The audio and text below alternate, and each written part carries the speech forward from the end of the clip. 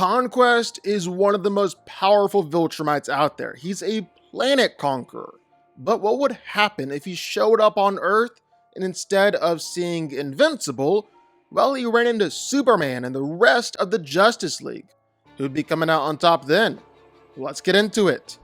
Conquest was born on the planet Viltrum as one of the few warriors who survived the devastating Scourge virus. Because of this, well, he was left vulnerable for a while, was attacked by Ragnars, losing his arm, being blinded in his right eye. But that didn't stop Conquest. He's still one of the most powerful warriors that the Viltrumites have, boasting that there isn't a world he can't conquer, and anyone who stands against him will die. So like any other Viltrumite, Conquest's body is entirely made up of smart atoms, molecularly the same as normal atoms, but they give access to all sorts of powers on the atomic level. And Viltrumites are unique because they can use smart atoms for a whole lot of different powers: super strength, super speed, flight, and they're the only race in the universe to have smart atoms literally encoded inside their DNA. That's what makes them so powerful. And Conquest is one of the best and most powerful out there.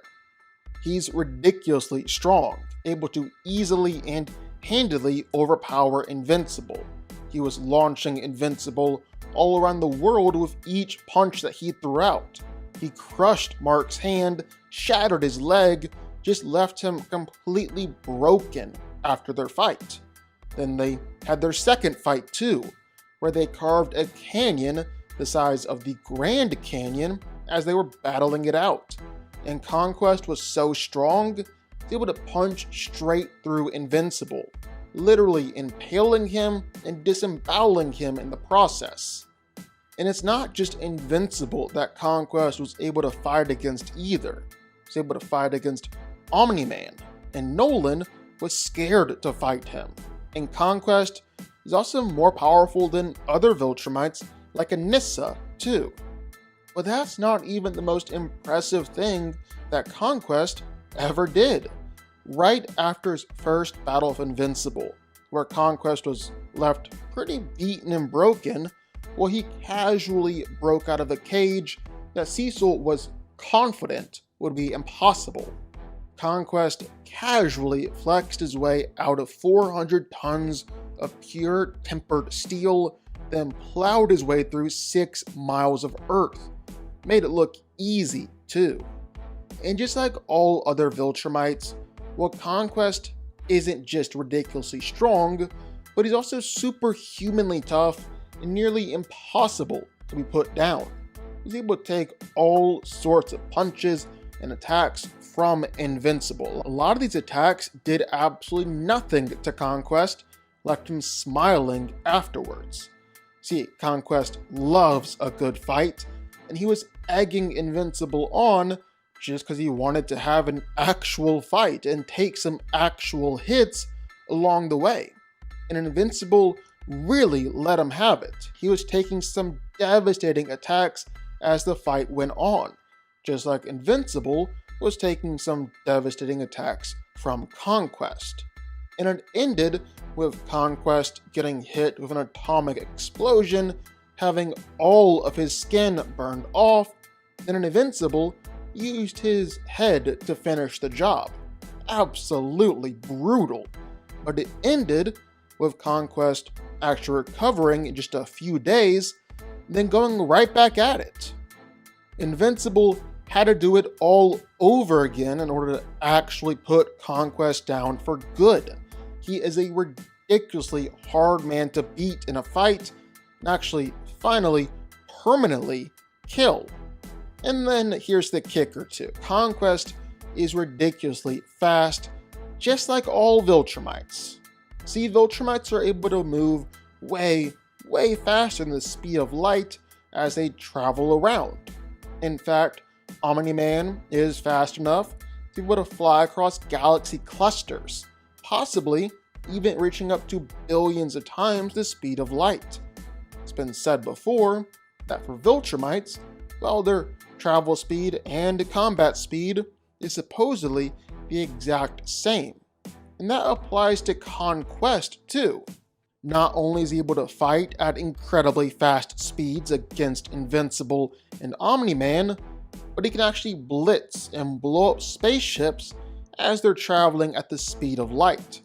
So yeah, Conquest is stupid fast. Yeah, Conquest is stupid powerful. The Justice League still is a team of the world's greatest superheroes, designed to handle threats that no one hero can manage on their own. Their first go-around might have been a little spur of the moment as they fought to take down Doomsday, and it might have ended with the death of the most powerful superhero ever, but they eventually found their way.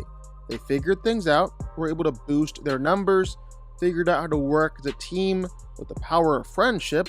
They even managed to get Superman back from the dead, were able to defeat Steppenwolf and send Darkseid packing.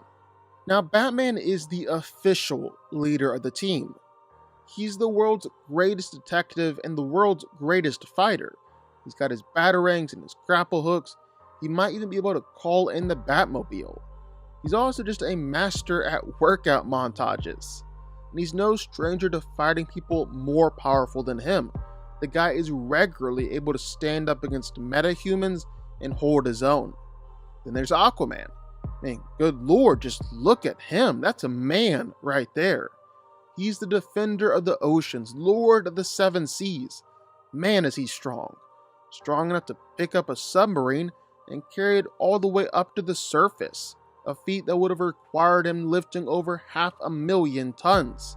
That's once you add in the weight of the sub and all the seawater that he's pushing out of the way. Arthur can also take punches and hits from Steppenwolf and Superman. He's supremely skilled with that trident. This fight ever happens to end up near the water or in the ocean for some reason, oh boy, you just gotta look out then. And if you're the Justice League, well, you can honestly just sit back and enjoy the show. Aquaman's got it covered. Now, Cyborg is a little bit newer to this whole superhero game, mostly because he spent the last few years holed up inside thinking he was a monster. But then, he was able to talk to a cute girl, get his self-confidence back, and go out there and help save the world. Cyborg will usually attack by launching out his plasma cannons, which can destroy whole buildings. But that's not all he can do. He can shoot out rockets, create shields, fly all around, even create additional limbs. He can interface with all tech that's around him, hacking into anything, controlling everything. He's basically like all of Anonymous times 10. So he's actually really dangerous. He could single-handedly shut down all of Western civilization. So it's a good thing he's on our side. Good thing he's a hero. No one really knows how Wonder Woman got here. She with you? I thought she was with you. But it's a good thing she showed up. She's a fierce warrior, one of the most powerful people on the planet, and she's been a part of this superhero game longer than anyone. She's fought against monsters and gods and men and aliens. She's strong enough to hold back Doomsday, tough enough to fight the Man of Steel, and skilled enough to kill Steppenwolf. Diana is just a force of nature out there on the battlefield. What with her magical weapons and her lasso of truth and her bracelets of submission and all of it. The Flash is the fastest man alive. And man, he's just happy to be included. He is incredibly fast, able to move in an instant, disappear right before your eyes, dodge all attacks, make time look like it's completely frozen. He's even leaps and bounds above the rest of the league in speed, and some of them are pretty fast. The only person alive who's even remotely close to him is Superman. He can even push himself to go faster than the speed of light and legit rewind time. One of the craziest things that we've ever seen. Well, at first, he might not be the best at keeping his feet under him or have much experience in fights. After his newest movie, well, Flash is able to put down Kryptonians, easily making him one of the most powerful heroes on Earth. Then there's the big man himself, Superman. And once he mellowed out a little bit, got a little less dark and moody, well, he became the figurehead of the team. And he is far and away the most powerful member. I mean, he can take out everybody else all by himself. Steppenwolf was giving the Justice League a hard time. He was beating up on them.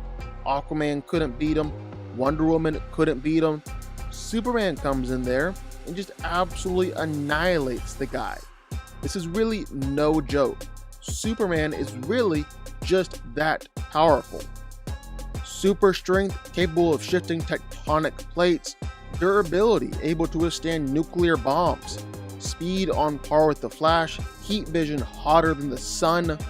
Superman really is the best of the best. There's no Justice League without him. So, who wins? Well, let's break it down. Now, there are basically two ways of looking at this: Conquest from the TV show and Conquest from the comics. We'll keep it Justice League for the movies for both, because the JL in the comics is just way too powerful for Conquest to do anything against.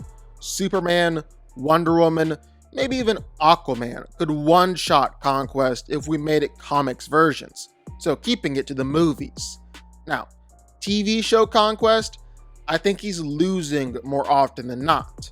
And it's really just because of having to battle against Superman while simultaneously fighting the rest of the JL.